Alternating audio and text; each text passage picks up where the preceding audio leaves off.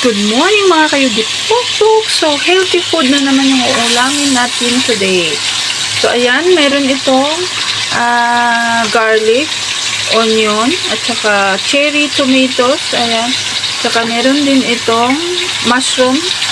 Ayan, sinlice ko lang yung mushroom, guys. At saka, lagyan natin ng chicken mushroom. Ayan. Diba? Ayan. So, ayan yung ulam natin today. So, lagyan natin ng tubig, water, para maging konting magiging soup siya. Para kakain ng mga bata, guys. Ayan. Lang healthy yung ulam nila. Ng pritong tilapia. Pritong tilapia din ang ating ulam.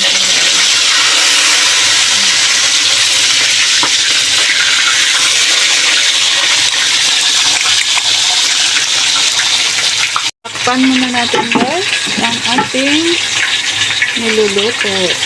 So, ayan, kung ano palang kinakain ko, ganun din ang kinakain ng aking jusawa. So, wala siyang magagawa, guys. So, kundi kakainin yung niluluto ko. Kasi, best in gulay-gulay tayo. Mahilig talaga ako sa gulay, guys. Kasi siguro nang bata ako, si Mother, palaging gulay, guys. Kasi wala kaming pera noon. So, gulay-gulay, walang karne, char. So, pag merong so magkakakarne-karne. So, kaya ngayon, sinasanay ko yung mga bata na kumain ng gulay. Araw-araw, may gulay kami, guys. Pero pag minsan, pag kumakain kami sa KFC, McDonald's, so, ganun. May gulay din naman yung mga burgers sa McDonald's. Tapos sa KFC, mushroom rice, ganun yun. Kasi mahilig si Tuto sa mushroom rice. Kaya ito, chicken with mushroom ito, guys. Ang natin. Yung nasa kan. O, diba?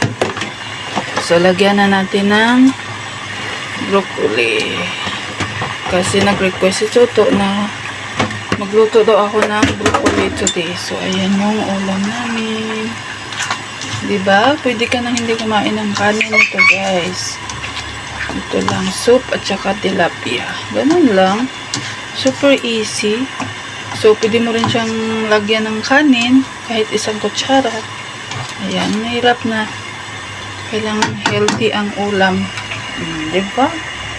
Pak na pak ang ulam namin today.